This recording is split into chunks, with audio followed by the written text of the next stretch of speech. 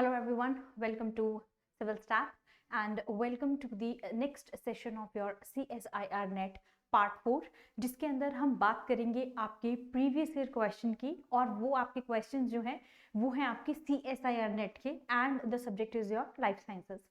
जैसे कि हम हर सेशन के अंदर बात करते हैं आपके प्रीवियस ईयर क्वेश्चंस की, जिसके अंदर आपके मोस्ट एक्सपेक्टेड क्वेश्चंस जो आपके आए हुए हैं एग्जाम्स के अंदर, और जब हम उसको एक्सप्लेन करते हैं तो वहां से भी हमारे कुछ इंपॉर्टेंट क्वेश्चंस जो हैं वो निकल कर सामने आते हैं। एक पैटर्न तो आपका ये होता है। दूसरा ये है कि जब हम प्रीवियस ईयर क्वेश्चंस को सॉल्व कर रहे होते हैं तो हमें ये समझ आता है कि कौन सा टॉपिक जो है वो आपके इंपॉर्टेंट है और किस टॉपिक से आपके कितने लेवल पर क्वेश्चन आया है। लेवल जो क्वेश्चन का है वो ईजी है, मॉडरेट है या फिर डिफिकल्ट है। बहुत सारे क्वेश्चंस के जो आंसर होते हैं वो आपके एक प्रीवियस ईयर क्वेश्चन से सॉल्व हो जाते हैं। तो अगर आप चाहें तो आप प्रीवियस ईयर क्वेश्चन पेपर को किसी भी तरीके से ले सकते हैं, किसी भी तरीके से। जब आप तो सबसे पहला जो आपका स्टेप रहता है वो सिलेबस के बाद आपका प्रीवियस ईयर क्वेश्चंस को सॉल्व करना रहता है, जिसके अंदर जब हम क्वेश्चंस को सॉल्व करेंगे तो हमारे पास जो निकल कर आएगा वो आएगा हमारे पास एक कुछ ऐसा मेथड, एक स्ट्रेटेजी कि किसी भी एग्जाम को क्वालिफाई करने के लिए जो बनाई जाती है। आज का सेशन जो है वो भी आपका सेम उसी के ऊपर पैटर्न पे है जैसे कि हमारे लास्ट 3 सेशंस हुए हैं। आज का सेशन भी हमारा आपका नेट के ऊपर ही है। इस पर जाने से पहले सबसे पहले जो एक छोटी सी इंफॉर्मेशन है आप सबके लिए, that is your civil staff teaching exam लेकर आ रहा है आपके पेड इनिशिएटिव्स, जो कि आपके बैचेस जो हैं they have been started from 11th of December and 18th of December। Batches जो हैं वो आपके टीजीटी और पीजीटी के लिए स्पेसिफिकली हैं। TGT is for your medical, non medical, arts and commerce. And अगर हम बात करते हैं आपके पीजीटी की, so it is also the online courses. दोनों कोर्सेज जो हैं वो आपके ऑनलाइन है।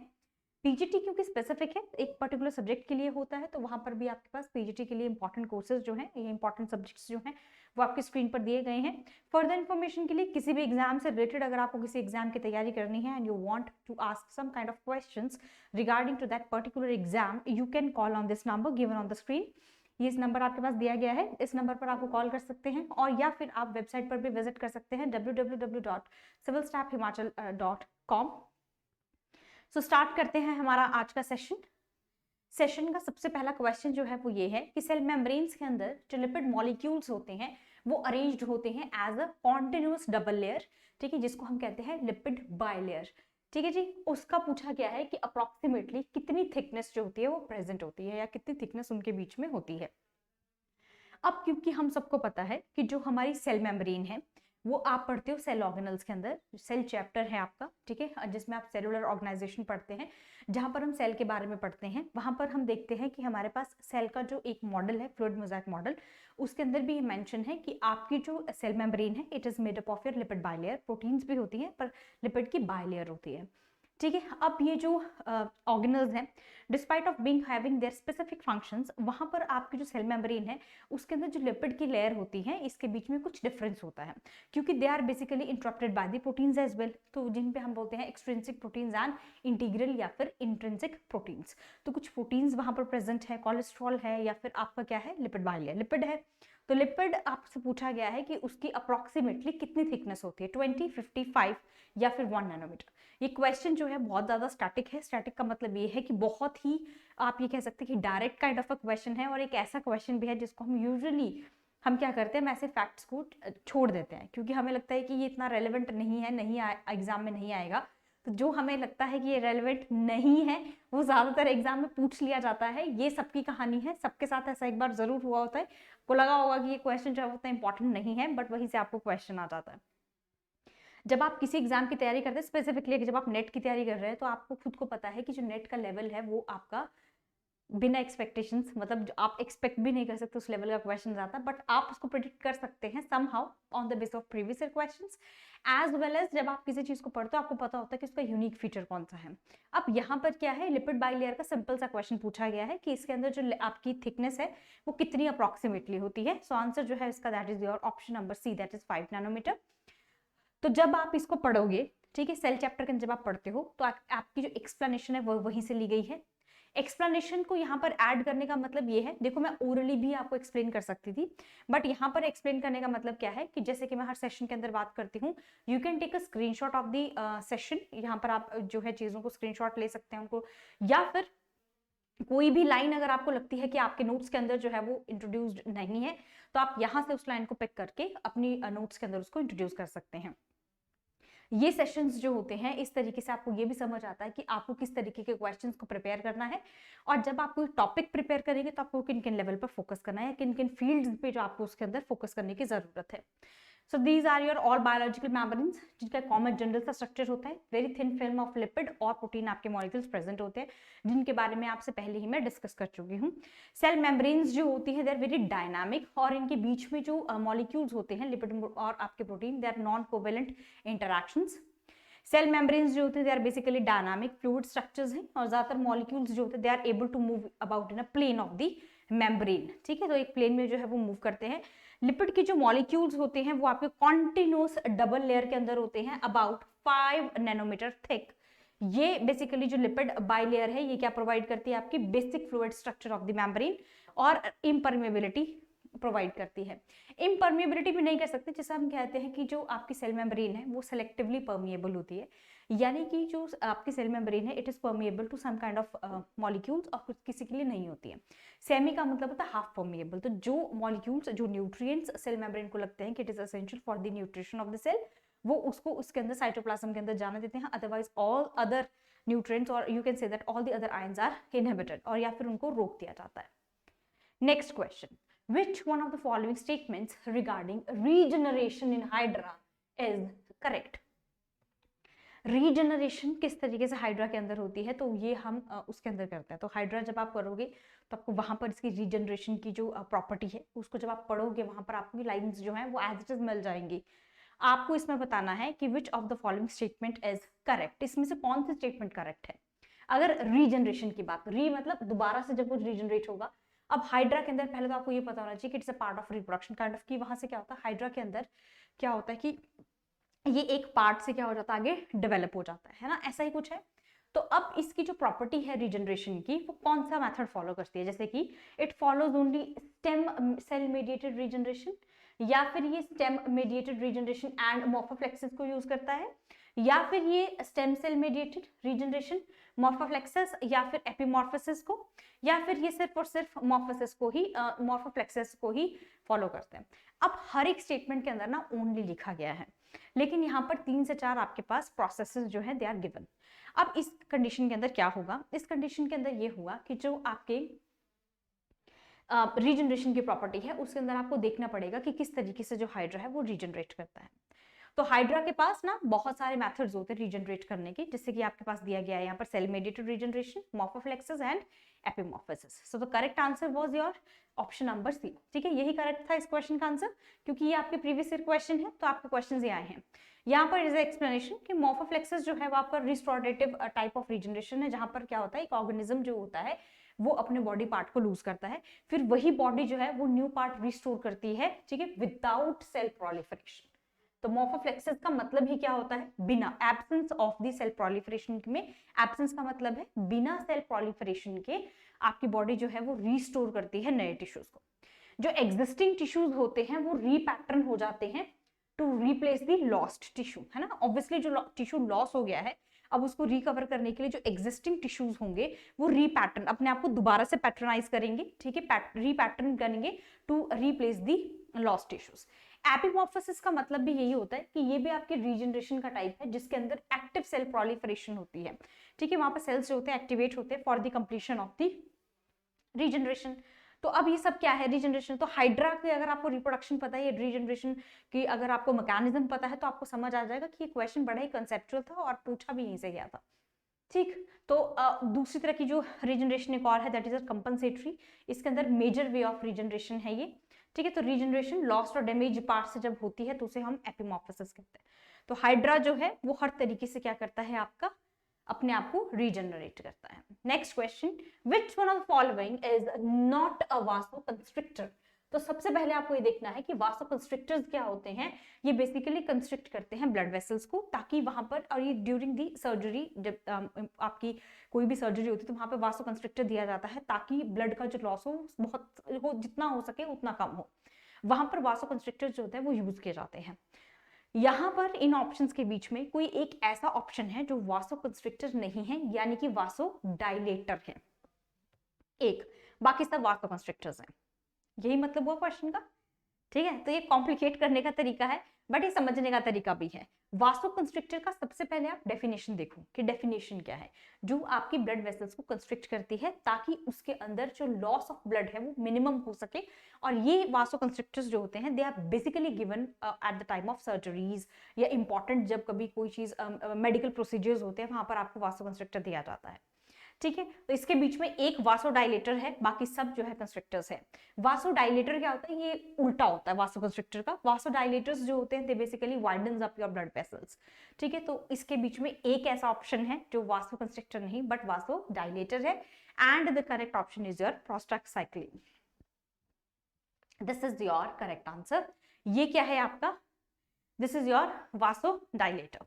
सो this is your endothelial cells के अंदर ये क्या होता है आपका, बहुत ही ज्यादा रिच होता है, and it is a potent vasodilator है and inhibitor of platelet aggregation. तो ये प्लेटलेट्स को एग्रीगेट भी नहीं होने देता है और ये प्रमोट करता है डिफरेंशिएशन को और inhibit the proliferations in vascular smooth muscle cells. तो कहीं ना कहीं वासोडाइलेटर्स का भी इंपॉर्टेंट फंक्शन है कि ये जो है आपकी ब्लड वेसल्स को क्या कर देते हैं, डायलेट कर देते हैं, ठीक है। बाकी जो आपका रहा A2 यानी कि TXA दैट इज थ्रोम्बोक्सेन या एंडोथेलिन है, ये सब के सब क्या हैं आपके वासोकंस्ट्रिक्टर्स हैं। तो ये तो और ET1 भी क्या है आपका, ये भी इनडायरेक्ट वासोकंस्ट्रिक्शंस करता है, कैसे, by generating the endothelium derived thromboxane A2। तो ये आपके कुछ वो है आपके एग्जांपल्स हैं किसके, वासोकंस्ट्रिक्टर्स के, ठीक है। आई होप कि आपको ये वाला सेक्शन जो है it is much clear. Next question, select the correct former name for the International Code of Nomenclature यानी कि ICN which was changed as the part of Melbourne Code। ठीक है, तो किसका पार्ट था मेलबर्न कोड का, बाद में वो चेंज कर दिया गया। इसका आंसर बहुत ही सिंपल है, बहुत डायरेक्ट क्वेश्चन है और सिंपल है, that is your option number C, that is international code of botanical nomenclature. ठीक है, तो इसकी जो एक्सप्लेनेशन है वो कुछ इस तरीके से है कि जो आपका इंटरनेशनल आईसीबीएन है ना, ये आईसीएन जिसको आपने ये लिखा है, ये आईसीबीएन जो नीचे हमने ऑप्शन पढ़ा है, it was the former name, किसका name, for the code that govern the scientific name, किस किसके, प्लांट्स, एल्गी और फंजाई के। ठीक है, अब it was replaced by international code of nomenclature for algae, fungus and plants in the Melbourne code। ठीक है, तो ओरिजिनल नेम इसका क्या था आपका, international code of botanical nomenclature. ठीक है जी, मेलबर्न कोड के लिए विच वाज अडॉप्टेड इन 2011। ठीक है, तो ये आपकी क्या है, जनरल इंफॉर्मेशन है। ये आपके मेलबर्न कोड का पार्ट है जो कि रिप्लेस्ड, किसको रिप्लेस किया उसने 2011 में, वेना कोड ऑफ 2005। ठीक है, उसके बाद करंट वर्जन जो है कोड का is your Shenzhen code which was adopted 2017 and this could be your most expected question as well. तो अब आपसे पूछ सकते हैं कि 2017 में वो कौन सा कोड है, अभी जैसे मेलबर्न कोड आ रहा है, अब यहाँ पर लिखा आएगा आपका Shenzhen कोड, तो ये it was adopted in 2017। Next question, to examine the in vivo colocalization pattern. ठीक है, तो अब पहले आपको ये पता होना चाहिए कि एग्जामिन का मतलब उसको जांच पड़ताल करना, उसको एग्जामिन करना, उसको इवैल्यूएट करना। In vivo colocalization pattern of two different proteins. ठीक है, तो इसमें बेसिकली आप किसी के लिए होता है, प्रोटीन स्ट्रक्चर्स के लिए है। दिस इज योर इमेज जो बनती है आपकी प्रोटीन्स की, using the fluorescently labelled antibodies which one of the combination of fluorochromes will be appropriate. तो यहाँ पर कुछ ऑप्शंस दिए गए हैं आपके, this is for fluorescence microscopy के अंदर हम इसको यूज करते हैं। तो इन वीवो, ठीक है, को-लोकलाइजेशन पैटर्न, तो पहले आपको ये पता होना चाहिए कि को-लोकलाइजेशन पैटर्न जो होता है वो किसके लिए यूज होता है और फिर उसके अंदर कौन कौन से मेथड यूज होते हैं। उसके बाद आपके पास ये एग्जांपल्स होते हैं, या आप जब इसको फर्दर इसके मैकेनिज्म पढ़ते हो तो आपको वहां पर ये ऑप्शंस देखने को मिल जाएंगे फ्लोरोक्रोम्स के। तो कौन से फ्लोरोक्रोम्स को जो है आप यूज करोगे जब आप प्रोटीन्स, दो अलग अलग प्रोटीन्स को क्या कर रहे हो, आप उनके पैटर्न्स को लोकलाइज कर रहे हैं। And the answer is your A, that is Alexa 468 and CY5। ठीक है, तो को-लोकलाइजेशन क्या है, एक टेक्निक है जो एनालाइज करती है microscopy images location of the molecules. तो ये बेसिकली क्या करता है, मॉलिक्यूल्स की लोकेशन चेक करता है सब सेलुलर कंपार्टमेंट्स के अंदर। और को-लोकलाइजेशन के जो है इसके पास आपके दो कंपोनेंट्स होते हैं, को-अकरेंस एंड को-रिलेशन। को अकरेंस जो है spatial overlap of the two probes है, दो प्रोब्स का, ठीक है। और जो को रिलेशन है वो प्रोपोर्शनल को डिस्ट्रीब्यूशन है दो प्रोब्स का विद इन भी और बिटवीन द स्ट्रक्चर्स भी। Between the same between two different structures भी हो सकता है और with in the same structure भी हो सकता है आपका, ठीक है जी।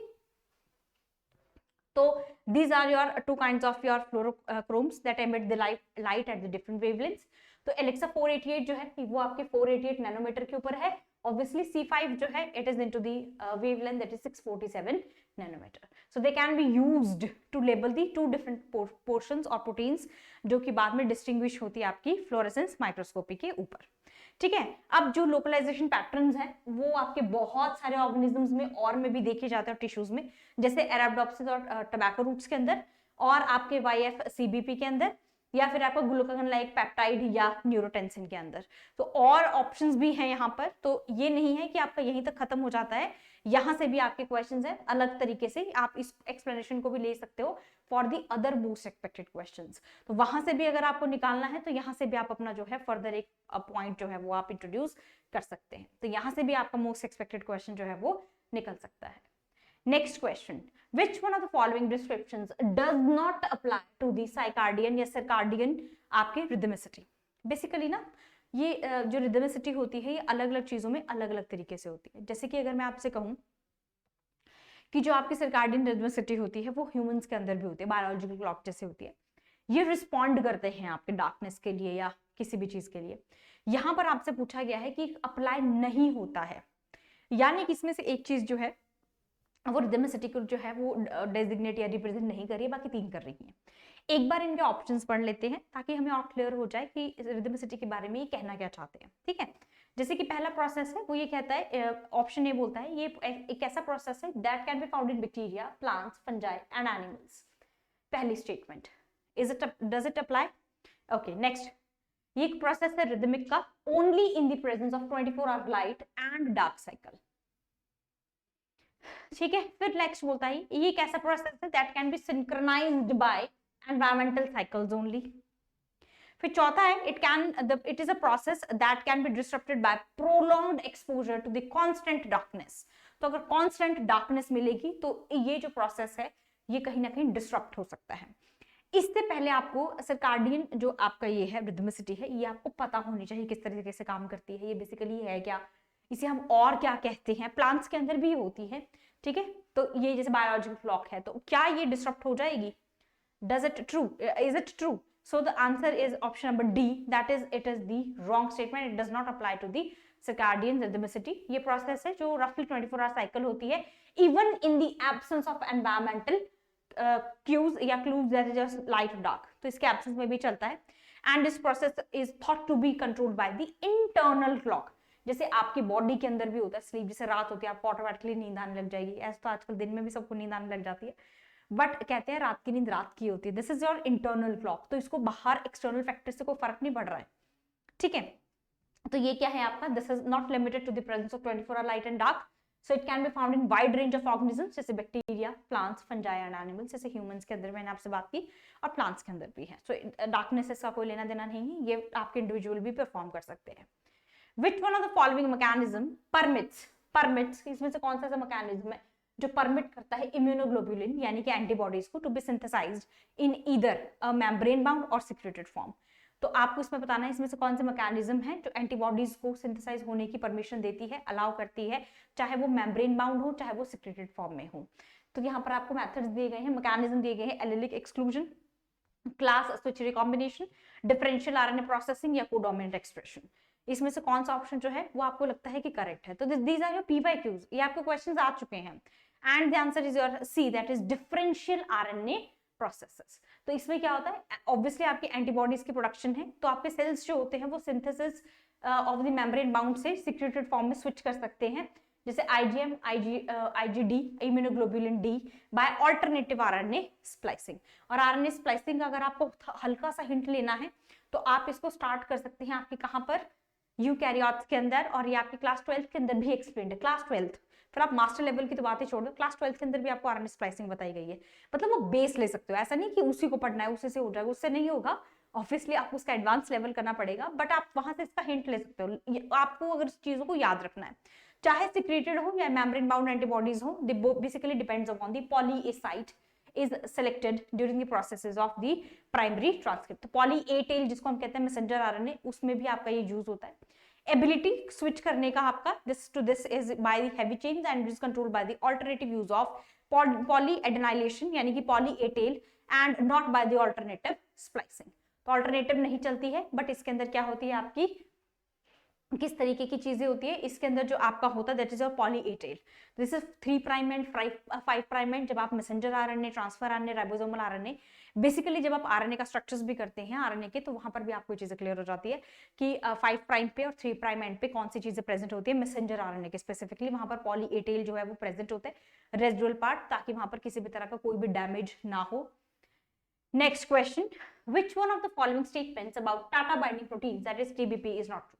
सबसे पहले तो टाटा बॉक्स आपने कहां पर पढ़ा है, ट्रांसक्रिप्शन के अंदर पढ़ा है. ये क्वेश्चन जो आपको आया है this is from your transcription. ठीक है, तो अब आपको ये बताना टाटा बॉक्स जो है वो कहां पर है. अब टाटा बॉक्स से रिलेटेड टाटा बाइंडिंग प्रोटीन है, आपको इसमें बताना है कि इसमें से कौन से स्टेटमेंट जो है वो इसके लिए ट्रू नहीं है. पहला ऑप्शन है कि it is a component of transcription factor. ठीक है, उसके बाद जो आपका टाटा बाइंडिंग प्रोटीन है they recognizes the TATA element by inserting one of its alpha helices into the major groups of DNA. ये तो सही है. TBP यानी कि TATA box binding protein DNA interaction causes the DNA to bend.